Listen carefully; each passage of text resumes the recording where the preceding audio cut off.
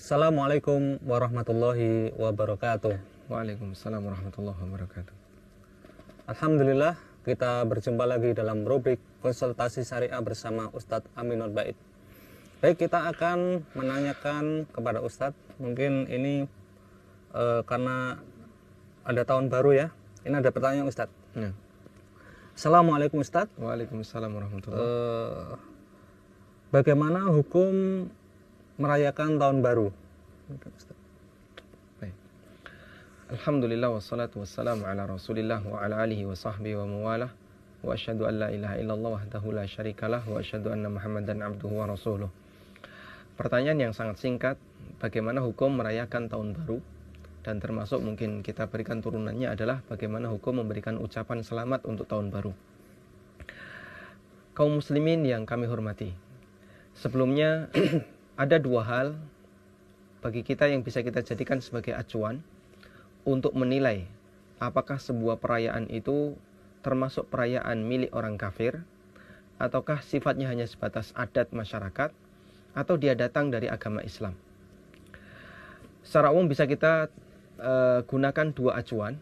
Yang pertama adalah tentang sejarah dan asal-usulnya, menggunakan acuan sejarah dan asal-usulnya. Dan yang kedua, kita bisa gunakan acuan ritual yang dilaksanakan dan dikerjakan ketika perayaan itu. Untuk masalah tahun baru, semua orang meyakini bahasanya di situ tidak ada ritual khusus yang dilakukan oleh masyarakat yang merayakannya. Tapi coba kita lihat dari sejarah dan asal-usulnya. Banyak ahli sejarah mencatat bahasanya tahun baru itu berasal dari perayaan orang Romawi. Di mereka mempersembahkan satu perayaan khusus untuk dewa Janus, yang dewa ini mereka gambarkan sebagai dewa pergantian tahun. Dewa Janus memiliki dua muka, yang satu muka menghadap ke depan, berarti yang satunya menghadap sebaliknya ke belakang. Sebagai filosofi bahasanya dewa ini menghadap ke depan dan menghadap ke belakang. Filosofi terkait zaman yang akan dia jumpai dan zaman yang telah berlalu. Karena itulah kita perlu untuk kemudian menyadari bahasanya tahun baru adalah perayaan orang kafir. Ini prinsip. Kita semuanya harus menyadari bahasanya tahun baru adalah perayaan orang kafir. Permasalahan terbesar kenapa banyak kaum muslimin yang dia ikut merayakan tahun baru dan kayaknya nggak ada perasaan berdosa adalah karena anggapan bahasanya tahun baru itu sifatnya hanya murni adat istiadat, murni sebatas budaya masyarakat, tidak ada hubungannya dengan ritual agama. Dan ini pemahaman yang tidak benar. Yang benar, tahun baru itu punya latar belakang agama. Dia berasal dari orang kafir. Karena itu kita katakan bahasanya perayaan tahun baru adalah perayaan milik orang kafir. Maka sekali lagi kita tekankan, Anda harus memahami prinsip bahasanya tahun baru berasal dari orang kafir. Kalau kita sudah sepakat hal ini, kedepannya akan lebih mudah. Yang saya maksud adalah untuk mengajak masyarakat menghindari itu akan lebih mudah. Kemudian kita juga mempertimbangkan begini, semua yang namanya perayaan itu pasti punya latar belakang ideologi. Karena hari raya itu turunan dari ideologi. Meskipun bisa jadi kegiatannya hanya murni main-main. Ada sebuah hadis dari sahabat Anas bin Malik radhiyallahu anhu. Beliau menceritakan ketika Nabi SAW baru saja datang ke kota Madinah, hijrah. Dan Islam sudah ada sebelum Nabi SAW datang ke kota Madinah. Didakwahkan oleh beberapa sahabat, diantaranya adalah Mus'ab bin Umair radhiyallahu anhu. Ketika Nabi SAW sampai di kota Madinah dan sebagian orang Madinah sudah menganut ajaran Islam, mereka masih memiliki perayaan tahun baru atau perayaan hasil impor dari orang-orang Persia yang bernama Mairus dan Mihrajan.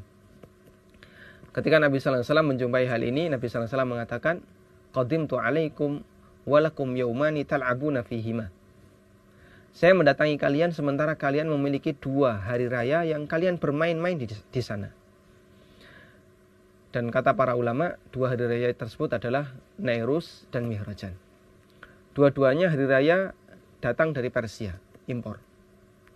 Karena orang-orang Madinah itu tidak memiliki ajaran khusus. Mereka hanya mengikuti ajaran tetangganya, negeri-negeri tetangganya. Sampai masalah hari raya mereka impor dari Persia. Dan kegiatan mereka ketika merayakan Nairuz dan Mi'rajan hanya murni bermain.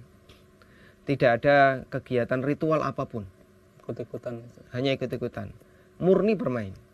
Mungkin makan-makan ya. Kemudian nanti menyalakan apa, main-mainan. Hanya untuk bersenang-senang. Meskipun demikian Rasulullah SAW melarangnya. Karena ini hari raya yang berasal dari orang kafir. Sehingga sangat cocok kalau hadis ini kita terapkan dalam masalah perayaan tahun baru. Perayaan tahun baru datang dari orang kafir. Kaum muslimin merayakannya hanya murni bermain, niup trompet, nyalakan petasan, kembang api, dan seterusnya. Tidak ada ritual apapun di sana.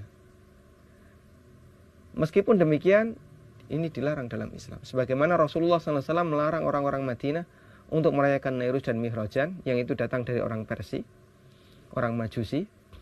Namun kemudian dirayakan oleh sebagian kaum muslimin di Madinah, karena dengan hanya sebatas main-main. Karena itu kita sangat tekankan bagi kaum muslimin, mari kita hindari semacam ini. Jadi jangan sampai kita ikut-ikutan, ikut keluar rumah, apalagi ikut menyalakan mercon, ikut menyalakan kembang api dan seterusnya. Sama tahun baru. Termasuk diantaranya at-tahni'ah bisyiaril kufar, memberikan ucapan selamat untuk syiar orang kafir dilarang. Sebagaimana kata Ibnu Qayyim dalam kitabnya Ahkam Ahlul Zimmah, beliau mengatakan ulama sepakat tidak boleh mengucapkan selamat untuk perayaan hari raya milik orang kafir. Nah, wallahu a'lam. Demikian pemaparan dari Ustadz Amin Nur Bait. Mudah-mudahan kita bisa mengambil faidah dari tanya jawab ini. Kurang lebihnya mohon maaf. Wassalamualaikum warahmatullahi wabarakatuh. Waalaikumsalam warahmatullahi wabarakatuh.